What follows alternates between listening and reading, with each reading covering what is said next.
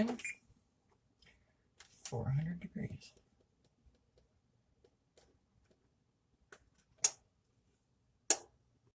I'm using a Kuri squash instead of the kabocha squash. So this might have a different flavoring, but it's the only one that I had in my garden. Remove all the seeds and save these seeds. You can use some of these for replanting, or you can bake them in the oven with some olive oil and salt, just like pumpkin seeds, and they're very good for you. The seeds are nice and chunky. The recipe calls for 2 to 3 pounds. It also says to half the squash horizontally and scoop out the discards of the seeds and rub onto the sides of the oil on the squash, and then place that side down on the parchment baking sheet. What I've done is I've already taken the skin off because I'm going to add the oil directly to the Kuri squash and mix it in. I've saved the skin on the side because I'm going to cook it separately and feed it to my animals, especially my dog. Now that it's covered in coconut oil, it's going to go into the oven for 30 to 40 minutes until it's tender. That's when you can easily be able to pierce the squash with a fork. In the side dish that I held the squash in, I'm going to get the other ingredients ready for when it's done. And then what you do is you take these ingredients and with the cool down squash, you blend it together. So first I have in here is, it calls for 1.5 cups of full fat coconut milk, half a cup of maple syrup, 2 teaspoons of vanilla, half a teaspoon of cinnamon, 1/4 teaspoon of nutmeg,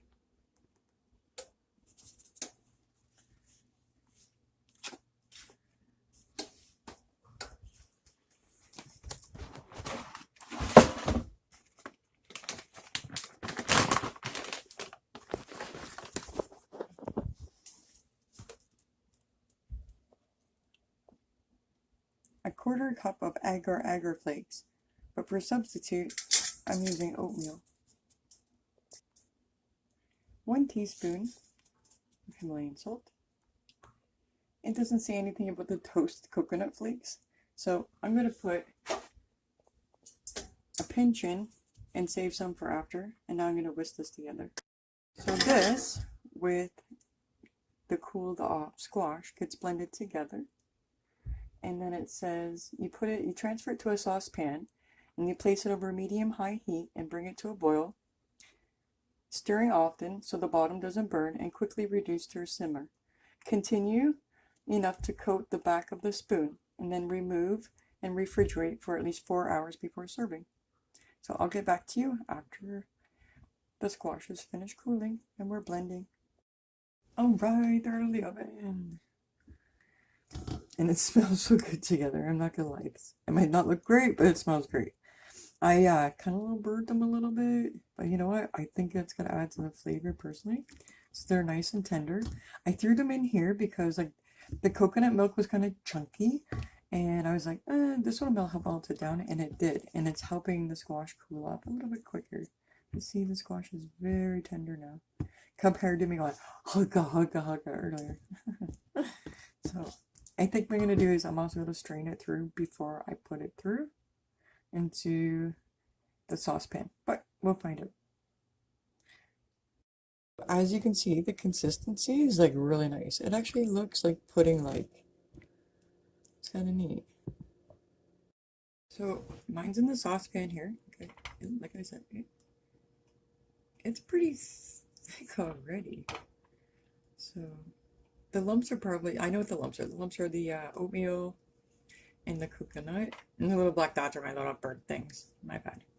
So I have this to warm up. As you can see, like I can go like this. And like you can see the bottom for a few seconds. So it's still pretty thick. I gave a little taste test. It tastes very nice. Like, it tastes very nice. I'm like really impressed with some of these recipes. I thought like they should have named it like, I can't believe it's not pumpkin. It's pretty thick there, so it's not quite the consistency of pudding yet because it's not as thick, but it's pretty close. So my alarm went off there when I was recording.